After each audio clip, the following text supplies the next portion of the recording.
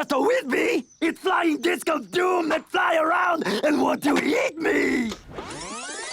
Meet Eduardo. He's a giant Latino imaginary demon dreamt up to protect a young girl in a rough neighborhood. He also loves Christmas, is voiced by the man who brought SpongeBob to life, wouldn't hurt a fly, and has never seen a tear he couldn't cry.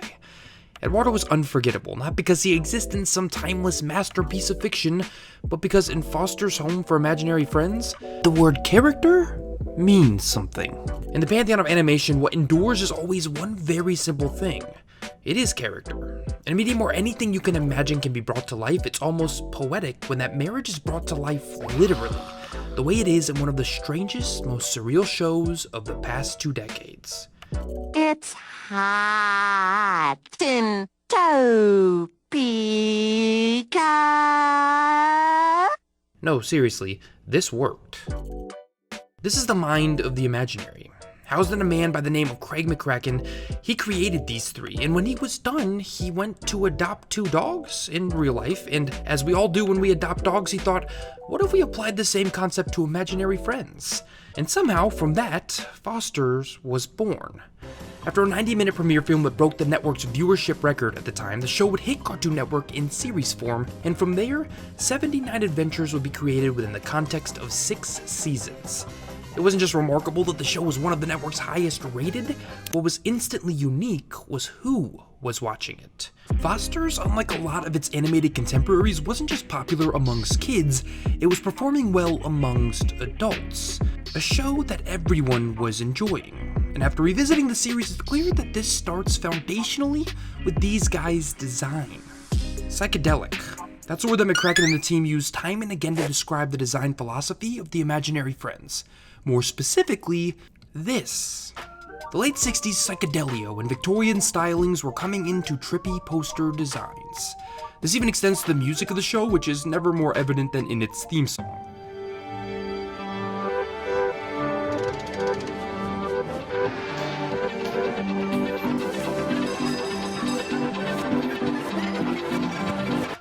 This inspiration freed Foster's up to be, no pun intended, imaginative in creating the aesthetic of its characters.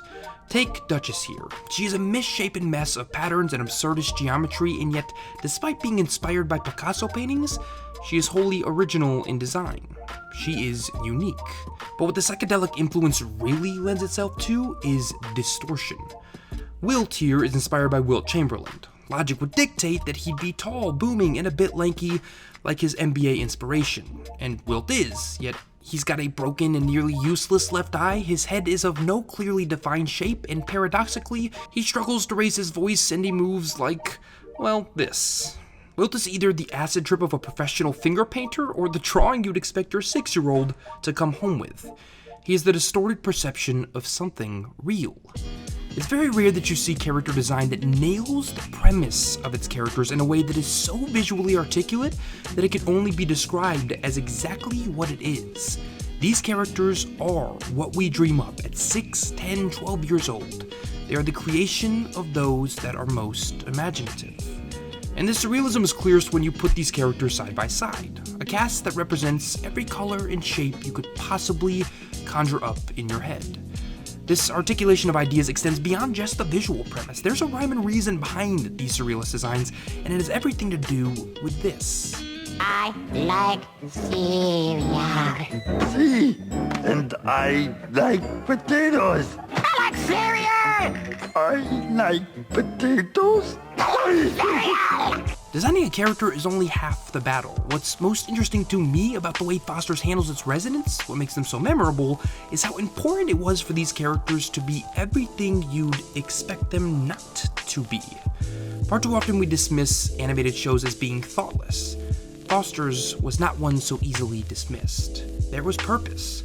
Blue is the smallest, most unoriginal piece of design work in the show, yet he has the loudest and largest personality. Sure, he's hilarious and self-centered, but he leaps out of his frame the second he opens his mouth. Wilt, voiced by Samurai Jack's Phil Lamar, is 10 feet tall, the athlete of the house, a beast of a being, and yet he is constitutionally incapable of being anything but quiet, consistently doing his best to blend in and avoid standing out. Eduardo is a massive, hulking figure, a skull on his belt, horns jutting out of his head, teeth sharp as a shark's, and again, imagined to be the protector of a young girl. And yet, he is constantly frightened, entirely docile, and is much more likely to jump into your arms than fight with his own. There isn't a single imaginary friend that fits the physical modes they've been placed in by their fictional and real-life creators in Foster's. Imagine if you could verbalize surrealist action. That's what Foster's characters play out like. They are messy paradoxes of expectation. They are the exact opposite of what you expect from character writing and design. Patrick the Star here is hilarious, but he is who you think he'll be inside and out. Same with Shaggy or Dexter here. All phenomenal characters, and all wear their personalities on their sleeve. But somehow, all characters I think about less often than Blue and Eduardo. Every kid wants to be understood, but they don't understand the surface, you know, book by its cover kind of thing, and that's exactly the messaging Foster's drives home with its character writing. The writers knew what every kid knows. You don't know what something's supposed to be just because you can see it. And this anarchic opposition to expectations separates these characters from their contemporaries.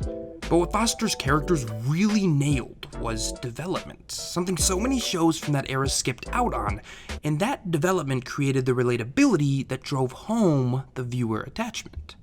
Wilt's eye? Yeah, it is broken, but eventually we learn it broke when his owner, Jordan Michael, yes, Jordan Michael, lost a big game due to an accident that made Wilt so ashamed that he ran away because he couldn't face the fact that he had disappointed someone he loved. Yes, big, hulking, scary Eduardo is constantly terrified because he was brought to life to protect the one thing he loved, but wasn't tough enough to fight, quickly realizing he was helpless to keep anyone, including himself, safe. There isn't a child on the planet who can't relate to these realities, not being good enough, not being strong enough, and by taking the time to develop these characters as Foster's did, to give them stories, to flesh them out, the show was able to stitch together their physical design and their personality design into one cohesive and all too memorable package. Part of what makes Foster's Home for Imaginary Friends so special is obviously the surface. The surrealist designs that manifest themselves as 10-foot-tall Elmo caricatures and Tasmanian Pac-Man devils is something that simply won't ever be replicated. But I think what stuck with me, and probably many others about the show, is that by taking a less than traditional approach to character, it managed to be funny, absurd, smart, but most importantly, it managed to have a heart. While Foster's at its core never once preached or made itself about a message, it, like every other great piece of art, held beneath its exterior some nuance. It didn't just perfectly embody its premise, it didn't just understand its foundation better than most shows, it did more than its audience needed it to. Foster's characters are the thing that scare you, both physically and emotionally, and yet once they open their mouths, they represent everything we should strive to be. Maybe we're too tall, maybe we're scared, but what we never are is defined by those things. What Foster's taught me, at least, is that the worst thing we can do is lose touch with our imagination, because the second we do, we become just like everybody else, defined by only the things we can see. It's hot in Topeka. Thank you guys so much for watching today's episode of Nerdstalgic. If you enjoyed this episode, press the like button. That'll let me know whether or not you guys want to see more things like Foster's Home for the Imaginary Friends on the channel coming up. This was one of my favorite shows growing up, so I was glad I had a chance to cover it here on the channel. If you haven't yet done so, press subscribe. Also hit the little bell thingy next to the subscribe button. That just kind of makes sure you guys are actually notified when videos are uploaded to this channel. So press subscribe and then, the bell to make sure you get those notifications. And on your screen right now are, as always, 2 more episodes of Nerdstalgic. You can click on either of those 2 episodes to keep watching more stuff on this channel, and I will see you guys in the very next video.